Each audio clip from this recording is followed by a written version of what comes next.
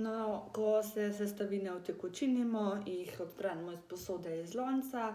Po želji lahko vmešamo tudi kakšno eterično olje in premešamo. Nato pa nastalo mešanico hitro prelijemo v prej pripravljene posodice, v kateri bomo balzam shranili. Če nimamo tehle vstopnikov, lahko uporabimo tudi kakšno tako posodico, ki jo imamo sigurno doma.